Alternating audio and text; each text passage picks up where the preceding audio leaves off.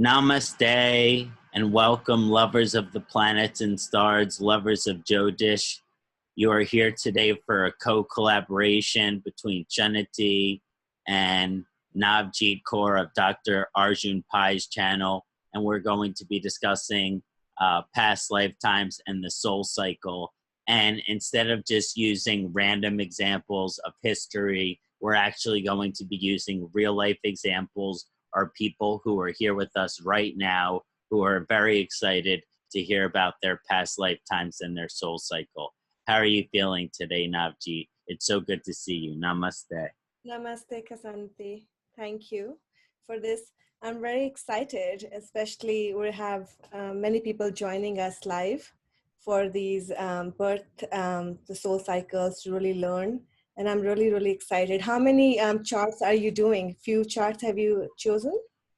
Right now I have two charts that I'd like to look in depth at the soul cycle, and depending on the timing, maybe we'll have time for a third, but right now we're going to look at two selections that I've chosen for, they say the earlier bird gets the worm. So the people who joined our meeting early, they'll have an opportunity to have their charts looked at.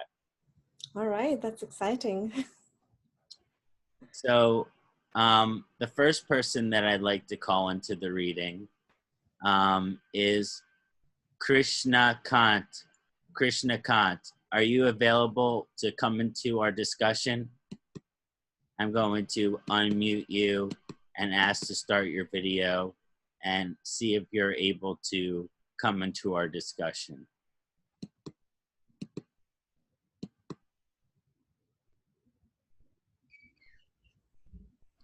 Are you there, sir? Are you Namaste? Hello? Kṣaṇāti? I can see that your audio is connected, but not the video.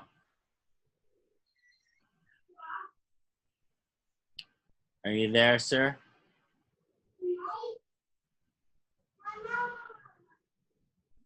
Okay, can you hear me, Kṣaṇāti, sir?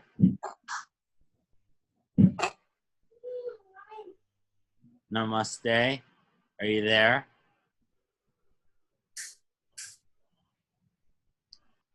Okay, so in situations like these, there can be technological problems, but he is present here right now. He is watching this video right now. So we will be diving into the discussion of his past lifetime and his soul analysis with him today. So let's pull up the screen and start to do that together. All right.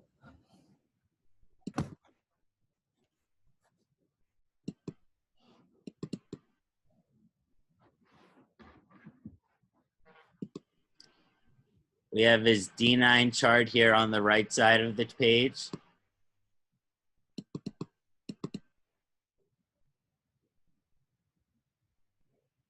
We have North Indian D1 here on the left side of the page.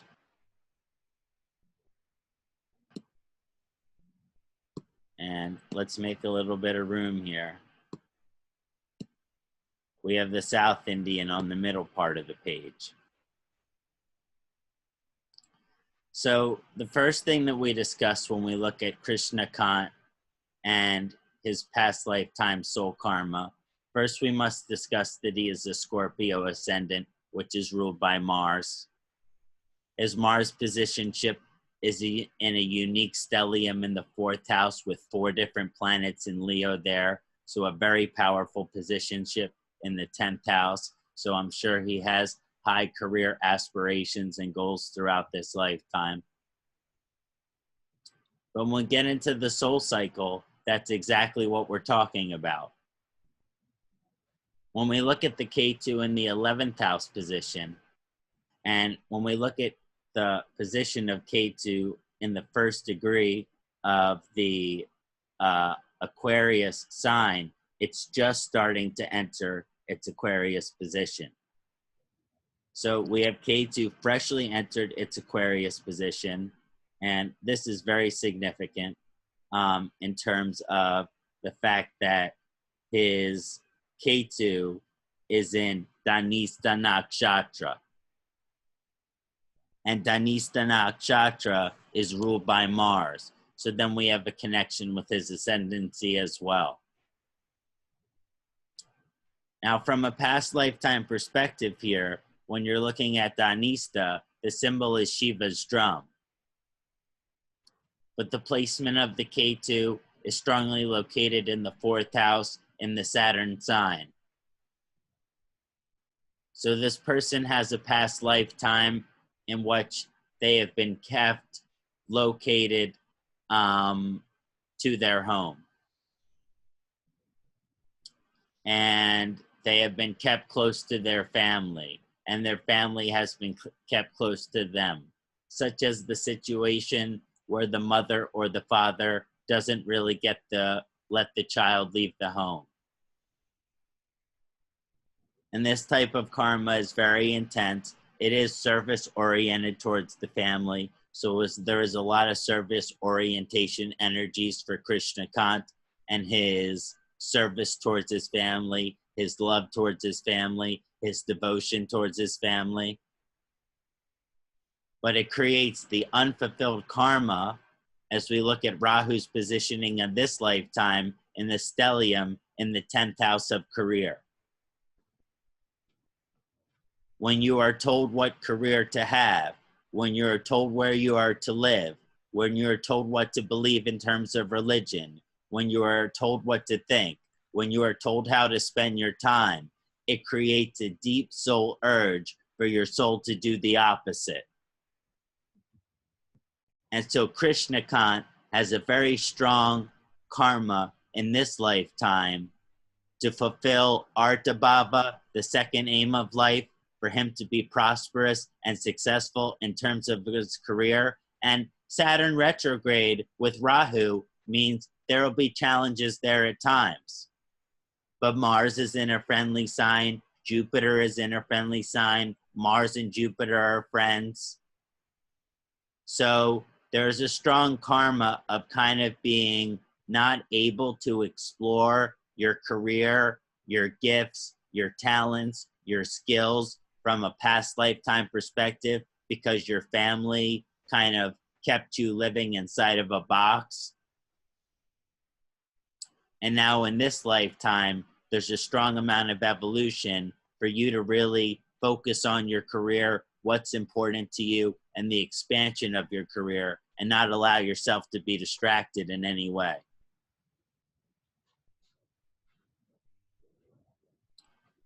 Now, just to take a quick look at the D9 as we take a look at the transition into future lifetimes, we see a lot of positions strongly positioned in the 2nd house. We see Ketu in the 12th house, so moving closer towards moksha. We see Venus ascendant, which indicates wealth, and with its friendly planet Mercury, so financials to be comfortable in the second life. But it kind of moves you in the future lifetimes away from the materialistic focus of your life. And in this lifetime, there is a materialistic importance to your life, to fulfill your career, to fulfill your purpose, to try to be successful, to try to obtain some mark on this world, to try to leave some mark on this world. But in the next lifetime, you'll be focused more on, okay, this is the money that I need to survive, and I want to focus more on the spiritual energies because the 8th house and the 12th house are very active in the D9 chart through Ketu in its signification position in the 12th bhava.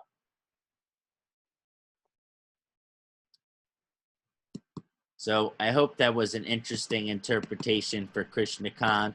I hope he appreciates that. He said he couldn't, his kid was causing problems for him to watch the video at the time, but he will be able to see everything that we discussed and understand the karmic cycle of Kṣaṇāti. So thank you for letting us share your birth details and your soul cycle with us. The next person that I'd like to bring into this conversation is Madhavi Joshi. Madhavi Joshi. Now let me look for you and try to pull you into the conversation. Okay, here we go. Madhavi Joshi. Can you hear me, Madhavi? Yes, namaste. Namaste, Madhavi. Let's see if we can your video. I'm very thankful to you. Let's see if we can get your video going. Does the video work? It's okay. I think video will not work. Okay, well, I'm very happy that I can hear you clearly and you can hear me clearly. So, Madhavi Joshi, I want to take a look at your soul's karma and your soul cycle with you. Does that sound like something that would be of interest and exciting to you? Definitely. I want to know that because like what is the purpose of my life, because I'm not successful in my relationship or overall in career. So I have a big question in my mind, like what should I do now, that what is really my karma of this life. So I'm really thankful and I feel blessed that you have selected my chart. Thank you. Now, when we look at the positioning of your chart in the D1 positioning, well, actually, let me pull everything up for everybody to see.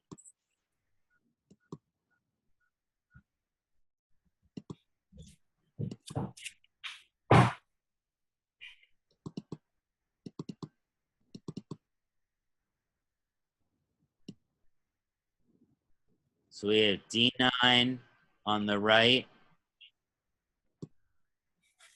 We have D1. Let me move this. Okay. We have D9, D1 North Indian in the middle, and D1 South Indian on the left. Can everyone see that well? That's clear. Mm-hmm. And Madhavi Ji, this is your correct chart? Yes. Okay. So the first thing I want to discuss is you're in Aquarius Lagna, which is ruled by Saturn, and your Saturn has a difficult positionship in the 6th house in the sign of Cancer, where it's not particularly comfortable. So you have to deal with many emotional, family struggles throughout your lifetime that make you grow spiritually and evolve spiritually, but are difficult for you emotionally. Right. Now, as we look into your soul cycle, we look into things that are a little bit deeper, and we look at the Ketu positioning. Now, your Ketu positioning is in the sign of Aries in the Ashwini Nakshatra. Ashwini Nakshatra is the physicians or the devas of the gods. And the fact that your Ketu is in the Ashwini Nakshatra shows that you have past lifetime knowledge, wisdom, information as far as the Ayurvedic sciences. And you should have a natural inclination towards healing, how to heal yourself, how to heal others. And this is more of your past lifetime karmic vibration, not your current lifetime karmic vibration. But it shows that a lot of wisdom of your past lifetimes being brought into this lifetime, as far as your wisdom of how to help, how to heal, how to make people feel better. Okay. Now, because this creates a certain karma in the 3rd house in which your ambitions, motivations, your intentions, as far as your religious beliefs, what school you go to, all of these things in your past lifetimes, you did not have the free choice to decide. So you did not have the choice to decide what to study. You did not have a choice what to pay attention to. Your priorities, your motivations, ambitions, they were blocked. And they can be blocked by society. They can be blocked by family. They can block by the time that we live in. So there's a lot of energy about what you want to do for the world and what you want to do for society, but that being blocked or challenged from a past lifetime perspective.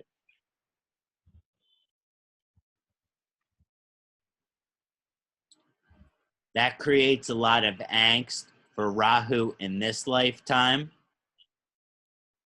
And you see that your Rahu is positioned in the 9th house, conjunct with Sun and Mars in the sign of Libra. And your Rahu is in this Rahu Nakshatra of Swati. So you have double Rahu. And it's very important to understand here that when it comes to your spiritual evolution, your spiritual beliefs, what you believe spiritually, what you believe mystically, what you believe the purpose of life is, what you believe you should be doing your life, that is to be chosen by you. And all of your ambitions and motivations and intentions and desires, the things what you have enthusiasm for, they are to be chosen by you. But because Rahu is in the 9th house, it does show a certain karma of being forced to study certain spiritual areas which you are not naturally connected to in the past lifetime. So in this lifetime, you have to focus your study on spiritual areas which truly resonate with you, especially because of the Rahu, the mystical, the occult, and the esoteric. Jyotish, Ayurveda. We noticed your connection with Ayurveda, Vastu, palmistry, and Kundalini yoga, and all of these forms of more mystical, occult, evolutionary education.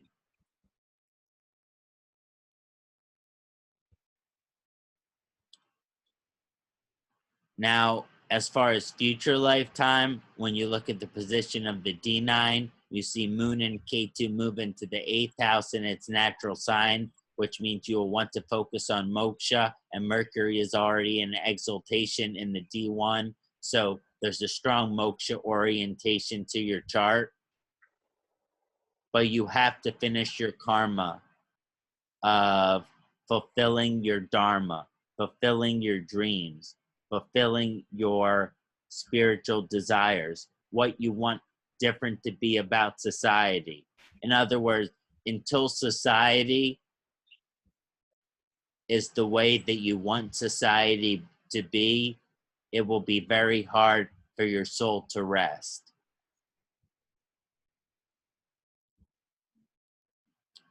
And because of this positioning of the D9, there's a lot of moksha vibration coming from the 8th house. Saturn Rahu conjunction in Capricorn in the 2nd house. So finances should be very comfortable in the next lifetime. Marriage should be very comfortable in the next lifetime, as it's Atma Karaka in its own sign of Gemini.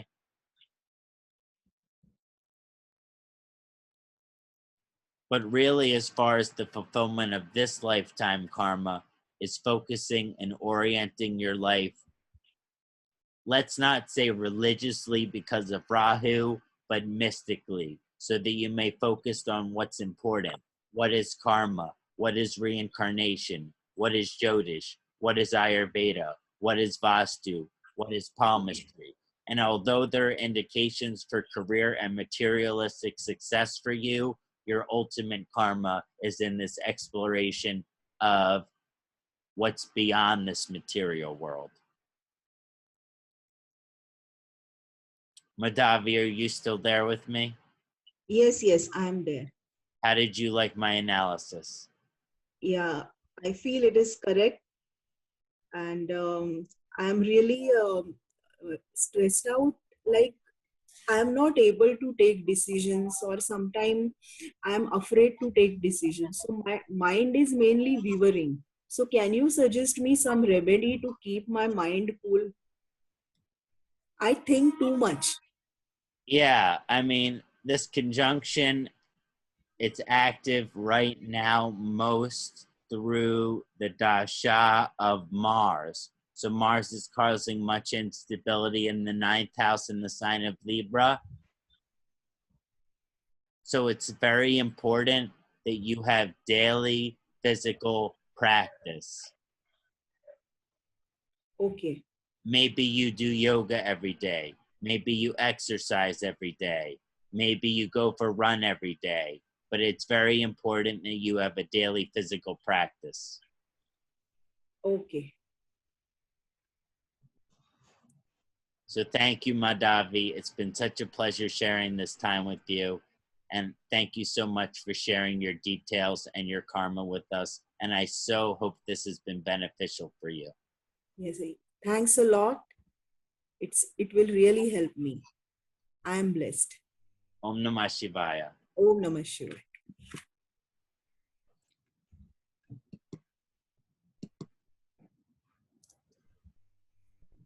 So those are just two examples which we wanted to cover. This is an example of how you can just pull a person into the chart, look at the karma of Ketu, look at the karma of Rahu, look at the karma of the ascendant, look at the karma of the D9, and you begin to see this soul cycle picture. How did you enjoy the discussion, Navjeet? Yeah, this was beautifully explained. Thank you, Kṣaṇāti. And I think everybody, both of the, they have really, really enjoyed. Madhavi, thank you for joining us. And I'm happy she was able to join us. yes, yes, and able to understand live, and then had to ask the question, which is beautifully done. And are we're done two, right? Are we doing any more today? Yeah, we're going to do two examples today. We're going to publish in our YouTube channels. And if it gets a good response, next time we'll do 5 examples.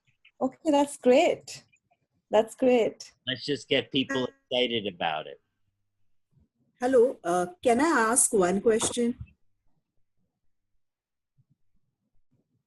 Madhvi here. This is Madhvi? Yes, yes. Sure. Yeah. As you said, my Mars Dasha is going on. I'm little bit worried about my Rahu Dasha. So it will be coming in next 2 years.